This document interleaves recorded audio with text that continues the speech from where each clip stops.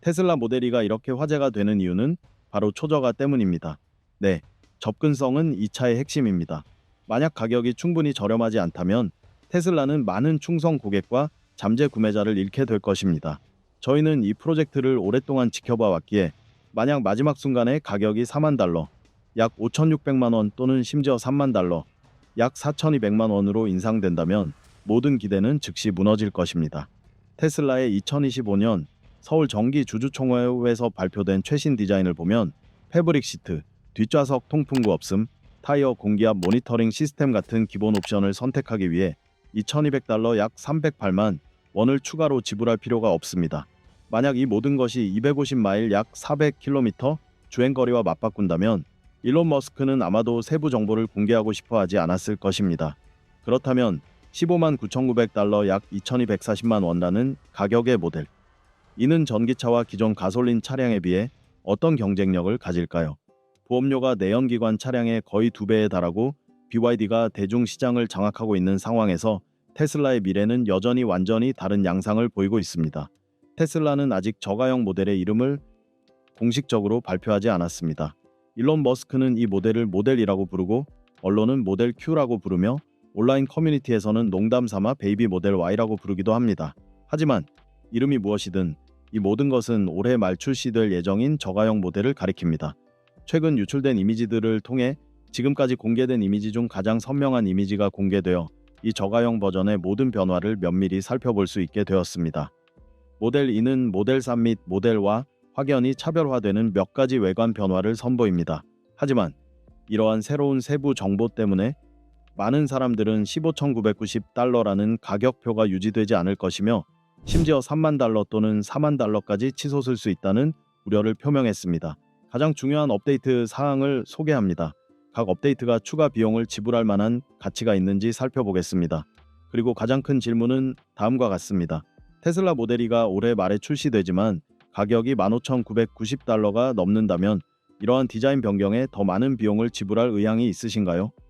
댓글을 남겨주세요. 모든 댓글을 자세히 읽고 답변해 드리겠습니다. 외관은 유출된 이미지가 선명하지는 않지만 전면부가 새롭게 디자인된 것을 확인할 수 있습니다. 모델 Y 스타일의 라이트바가 사라지고 단일 헤드라이트 클러스터로 대체되었습니다. 서울 강남에서 진행된 모델 2 시승 영상은 야간에 작동하는 단일 헤드라이트를 보여줍니다. 모델 Y보다 크기가 작아 조사 각도에 약간의 영향을 미칠 수 있지만 그 대신 복잡성을 줄이고 비용을 절감할 수 있습니다. 또한 전면 카메라가 장착되어 FSD 주행 중 전방 추적 시스템을 지원하기 위해 전체 라인업의 기본 사양으로 적용될 가능성이 높습니다.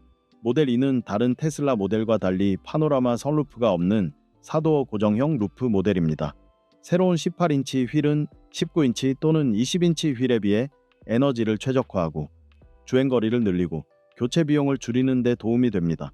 내부도 비용을 줄이기 위해 최대한 간소화되었습니다. 공간은 모델과 비슷하지만 장비는 더 기본적입니다. 수동 스티어링 휠, 패브릭 시트, 15.4인치 센터 스크린, 후방 보조 스크린 없음, 후방 통풍구는 기계식이며 화물 공간은 75피트 세제곱으로 고급형 모델 Y보다 약간 작습니다. 공기 필터는 여전히 표준이고 사운드 시스템에 스피커가 적고 후방 카메라는 열선이 없으며 후방 좌석에는 개별 에어컨 통풍구가 없습니다. 플로어 램프, 단축 조절 시트, 수동 미러, 간소화된 서스펜션, 타이어 공기압 센서 없음과 같은 다른 구성 요소도 비용 절감을 위해 최적화되었습니다. 파노라마 선루프 리어 스크린, 다방향 전동 시트가 없음에도 불구하고 전반적인 사용자 경험은 거의 영향을 받지 않습니다. 내부 LED 조명과 같은 장식적인 디테일이 빠졌다고 해서 큰 차이가 있는 것은 아닙니다. 저렴한 가격대의 모델 E는 테슬라의 세계에 입문하고 싶지만 예산이 부족한 사람들에게 여전히 매우 가치 있는 선택지로 자리매김하고 있습니다. 이 모델은 특히 서울에서 높은 빈도로 실제 주행 테스트를 지속적으로 진행해 왔습니다. 모든 프로토타입은 차량 전면과 후면 모두 꼼꼼하게 차폐되어 있으며 어두운 틴팅 처리된 창문으로 내부를 감춥니다. 이는 향후 출시될 모델에서 흔히 볼 수 있는 위장막 유형이기도 하므로 올해 말에 출시될 가능성이 높습니다. 그렇다면 모델 E의 성능은 어떨까요? 테슬라는 저가형 차량에서도 충분한 출력을 유지할 수 있을까요? 예상 가능한 결과는 다음과 같습니다. 가장 먼저 기억해야 할 점은 테슬라가 최저가 모델에서도 약한 차량을 출시한 적이 없다는 것입니다. 기본 모델 3은 너무 느리고 출력이 부족하다는 비판을 받았지만 현실은 정반대입니다. 동급 가솔린 차량 대부분보다 가속력이 빠르고 고속도로 주행 시 뛰어난 안정성을 유지합니다. 따라서 모델 2도 이러한 전통을 이어갈 것으로 예상하는 것은 타당합니다. 모델 2가 모델 Y보다 저렴한 엔진을 사용할 것이라는 소문이 사실이라면 약 6초 만에 0-60마일/hr 시속 96km에 도달할 수 있을 것으로 추정됩니다. 이는 모델 Y보다 약 0.6초 느리지만 합류부터 추월까지 대부분의 실제 상황에서 충분히 강력한 성능을 발휘합니다. 약 35,000달러 한화, 약 490만 원나부터 시작하는 차량임을 감안하면 인상적인 성능입니다. 참고로 토요타 코롤라, 현대 엘란트라, 혼다 시빅과 같은 대부분의 인기 가솔린 차량은 0에서 60마일/hr 시속 96km에 도달하는데 8에서 10초가 걸립니다. 주행거리 측면에서 1회 충전 시 300마일, 약 480km는 다소 무리처럼 보일 수 있지만 고밀도 LFP 배터리의 등장으로 그 목표에 근접했습니다.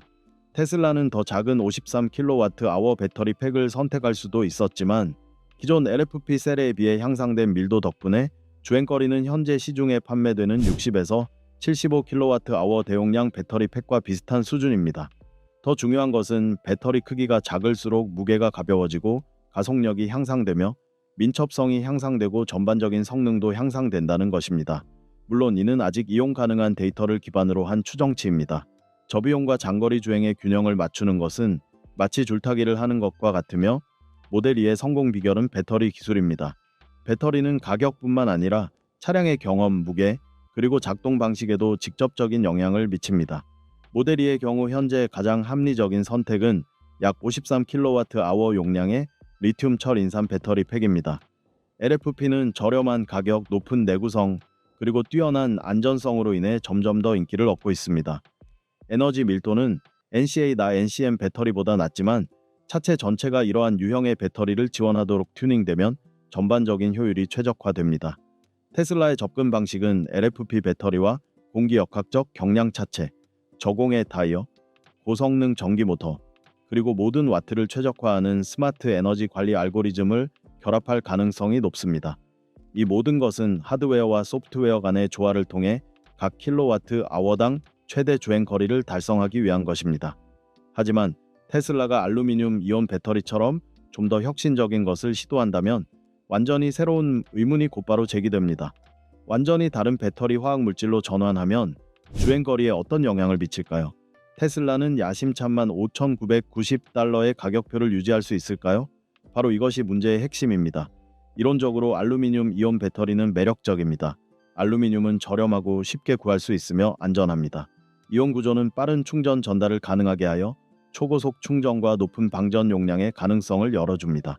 이 기술을 자동차에 적용하면 충전 시간을 몇 시간이 아닌 몇 분으로 단축할 수 있으며 이는 모든 사용자에게 분명 흥미로운 전망이 될 것입니다. 하지만 알루미늄 이온 배터리의 가장 큰 단점은 에너지 밀도입니다. 대부분의 알루미늄 이온 배터리 시제품은 아직 정의 자동차 환경이 아닌 고정형 저장 장치에서 테스트되고 있습니다. 알루미늄 이온 배터리의 에너지 밀도는 일반적으로 LFP보다 낮으며 NAC나 NACM은 말할 것도 없습니다. 이로 인해 자동차에 적용하기 어려운 제한이 됩니다. 310마일 약 480km 주행거리를 유지하기 위해 더 크고 무거운 배터리 팩을 사용하거나 주행거리 감소를 감수해야 하는데 두 가지 선택 모두 비용이 발생합니다.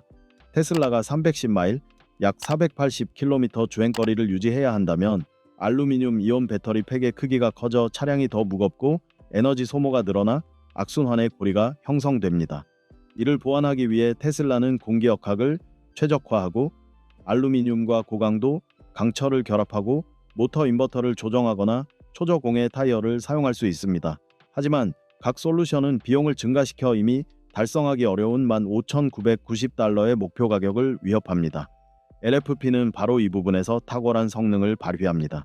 적절한 에너지 밀도, 저렴한 가격, 그리고 이미 대량 생산되고 있어 테슬라가 비용과 성능의 균형을 맞출 수 있도록 지원합니다. 그러나 테슬라가 주행거리 감소를 감수한다면 알루미늄 이온 배터리는 여전히 실용적인 선택지가 될 수 있습니다. 알루미늄 이온 배터리가 장착된 모델 이는 230에서 260마일, 약 370에서 400km의 주행거리를 달성할 수 있으며 이는 미국에서 하루 평균 40마일, 약 64km의 주행거리와 거의 동일한 수준입니다. 충전 속도가 예상만큼 빠르다면 충전 시간 단축으로 줄어든 주행거리를 상쇄할 수 있습니다. 하지만 시장은 EPA 기준 310마일 약 480km 이상에 익숙해져 있으며 이보다 낮은 주행거리를 달성하려면 테슬라는 소비자들에게 더 빠른 충전이 더 멀리 가는 것보다 더 중요하다는 점을 설득해야 합니다. 이를 위해서는 매우 능숙한 소통과 견고하고 직관적인 충전 환경이 필요합니다.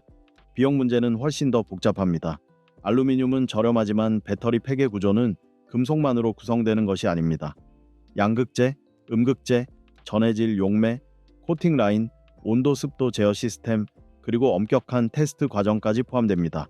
완전히 새로운 화학 물질의 생산 규모를 확대하려면 새로운 라인, 새로운 공정, 새로운 수명 테스트, 그리고 새로운 배터리 관리 소프트웨어 등 새로운 투자가 필요합니다. 한편 LFP는 수백만 대의 차량을 통해 내구성, 안정성, 그리고 저렴한 비용을 입증했습니다.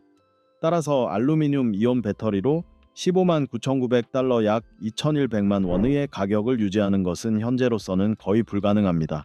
그래도 알루미늄 이온 배터리의 잠재력은 분명합니다.